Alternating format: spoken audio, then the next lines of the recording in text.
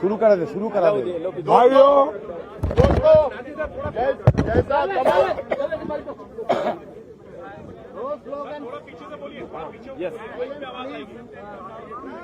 ठीक है दोस्तों, जैसा तमाम लोगों को पता है, आज दोनों हाउसेस में, लोकसभा और राज्यसभा में, दोनों हाउसेस में अपोजिशन के तमाम पार्टीज, 17-18 पार्टीज राज्यसभा और लोकसभा में आज जेपीसी के मुद्दे पे, राहुल गांधी जी के डिस्क्वालिफिकेशन वाले मुद्दे पे दोनों जगह आवाज उठाई। लोकतंत्र की जिस तरह से हत्या की गई उसके ऊपर आवाज उठाई और दोनों जगह हाउस एडजर्न हुआ है 2 बजे तक। और सारे पॉलिटिकल पार्टीज के एमपीज, करीब 150-200 एमपीज यहाँ पे इकट्ठा होके काले कपड़े पहन के ब्लैक डेमोक्रेसी मनाते हुए, ब्लैक डे मनाते हुए सारे लोग पैदल मार्च, पहले गांधी प्रतिमा पे गए, वहां पे अपना प्रोटेस्ट रजिस्टर किए, फिर वहां से पैदल चल के यहाँ पे आए हैं।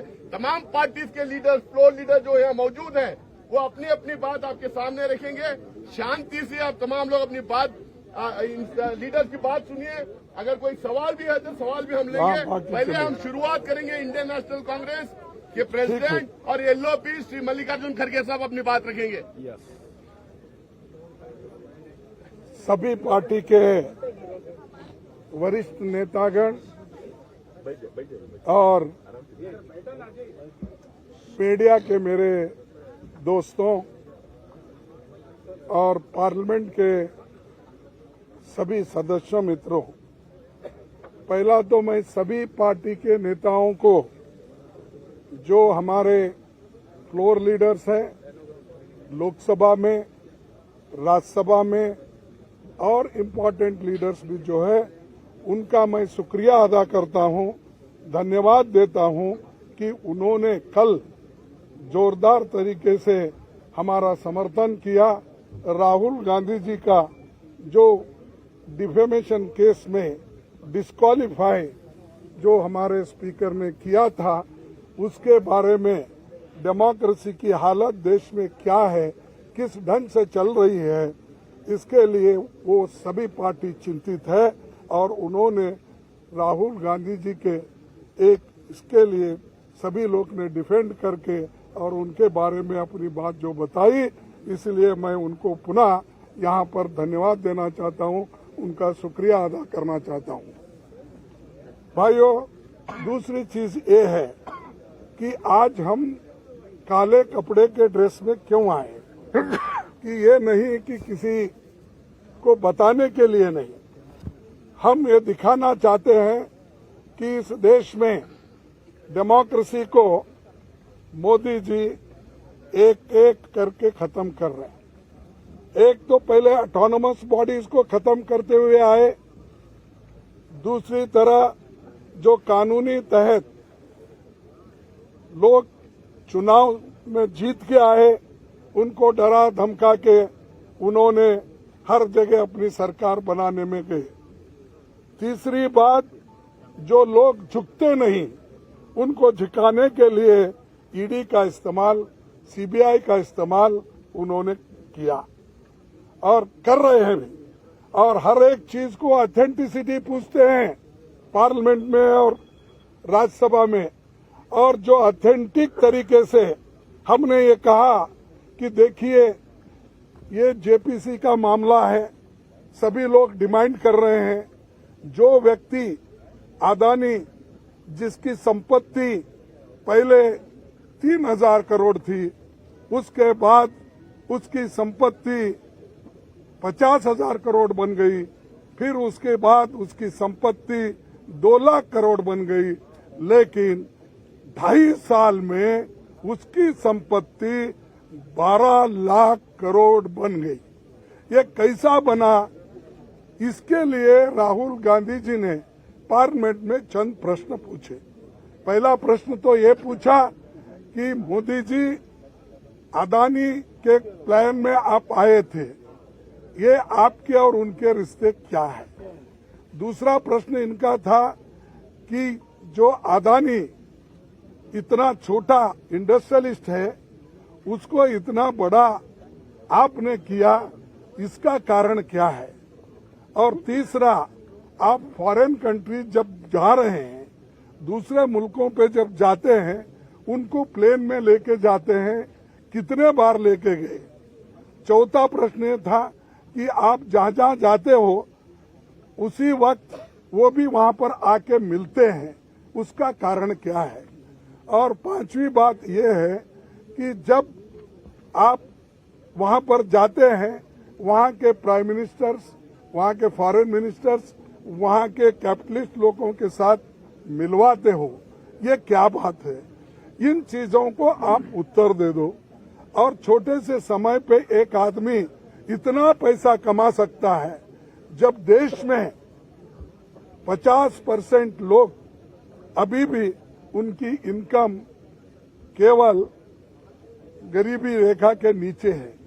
लेकिन ऐसे बड़े लोगों का जो आज संपत्ति बढ़ रहा है, इतना फास्ट बढ़ रहा है, कोई पर कैपिटा इनकम दूसरों का उतना नहीं बढ़ रहा है। इसके लिए जो सवाल किए थे, उन सवालों का जवाब वो नहीं दे सके। और पूरे पार्टी के नेता लोग यहाँ पर जो जितने भी पार्टियां, हमारे 18 पार्टी आज आए हैं, एक भी पार्टी मिस नहीं हुआ। सभी मिलके यही मुद्दा पूछ रहे कि भाई आप ज्वाइंट पार्लियामेंट्री कमेटी बिठाओ, उसमें खुल के आएगा, सत्यता बाहर आएगी, रिकॉर्ड्स देखेंगे और रिकॉर्ड्स छानबीन करने के बाद जो चीज बाहर आएगी वो सबको मालूम होगा, ट्रांसपेरेंसी होगी। और आपको ये भी मालूम होगा कि हम जो ये डिमांड कर रहे हैं, ये डिमांड क्यों कर रहे हैं, ये भी लोगों को मालूम होगा। तो ये जो चीजें हैं उनके फाइल भी जांच हो गई। और आप जेपीसी करने को क्यों डर रहे हो?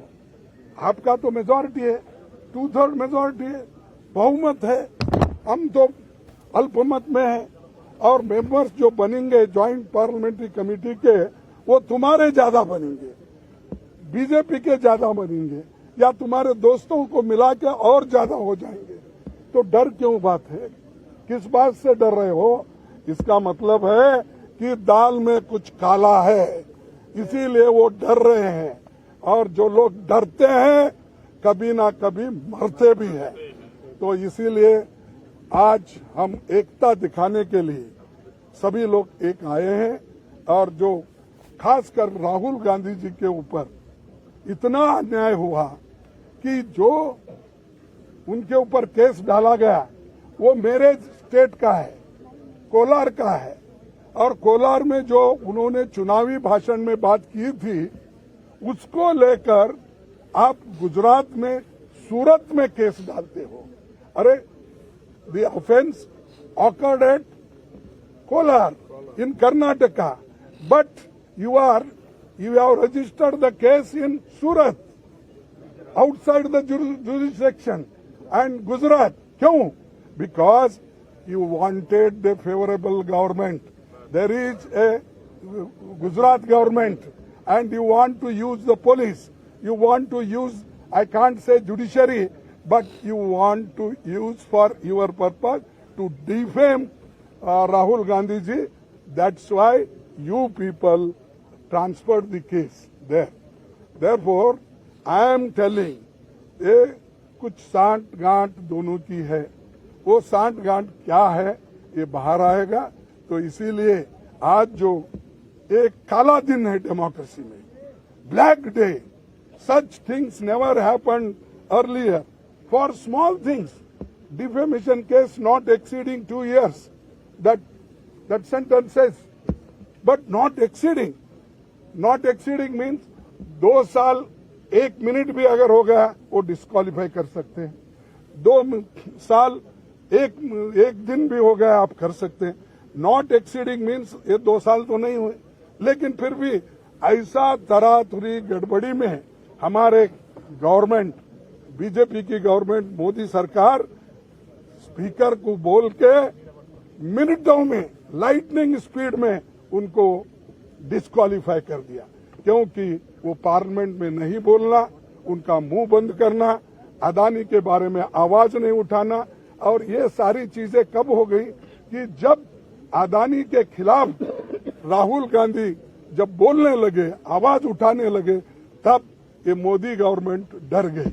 और दूसरी चीज, जो राहुल गांधी जी कन्याकुमारी से लेकर कश्मीर तक जो उन्होंने पादयात्रा की और हमारे सभी लोग लाखों लोग जुड़े उनके साथ, और जुड़ने के बाद उनको एक लगा कि ये बहुत बड़ा मुद्दा बनने वाला है और ये हमको बहुत बड़ा चैलेंजर है, ये समझ के उन्होंने राहुल गांधी को डिस्करेज करने के लिए, डराने के लिए वो काम किए हैं।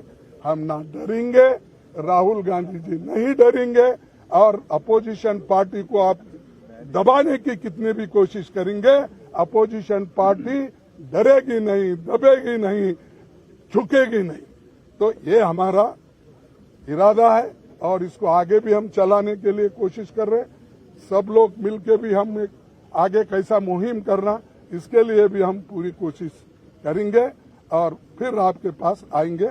आपको भी धन्यवाद, आप लोगों ने जो इस हमारे मुहिम को आपने सपोर्ट किया, इसलिए आपको धन्यवाद देते हुए हमारे लीडर्स को बात करने के लिए मैं अपना स्वागत आमंत्रण दूंगा। Sri Baluji from DMK will speak.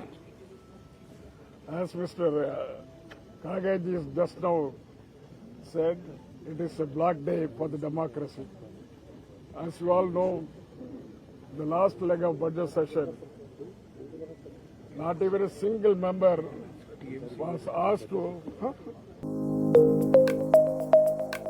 प्रभ दयाल गजाधारी ज्वेलर्स, जो है पिछले 75 सालों से आप सभी का भरोसा, आपकी खुशियों के साथ। आशा पूर्णी मंदिर, पठानकोट से मनचंदा टावर, ढलोजी रोड। प्रभ दयाल गजाधारी ज्वेलर्स, जो है पिछले 75 सालों से आप सभी का भरोसा, आपकी खुशियों के साथ। आशा पूर्णी मंदिर, पठानकोट से मनचंदा टावर, डलहौजी रोड। प्रभ दयाल गजाधारी ज्वेलर्स, जो है पिछले 75 सालों से आप सभी का भरोसा, आपकी खुशियों के साथ। आशा पूर्णी मंदिर, पठानकोट से मनचंदा टावर, ढलोजी रोड। सुरजीत सिंह है और मैंने ये पठानकोट में डिफेंस रोड पे शोरूम खोला है आरपीएम के नाम से।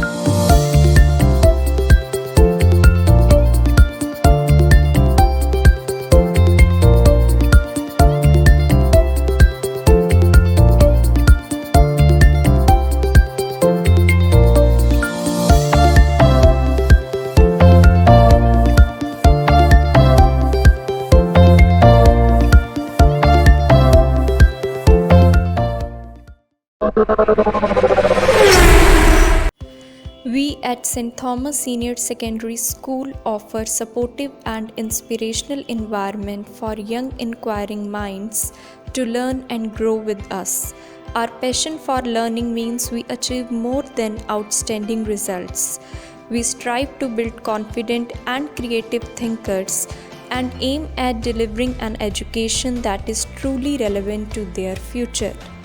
We aim at inspiring our students to dream more, learn more, do more, and become more in their respective journey of life.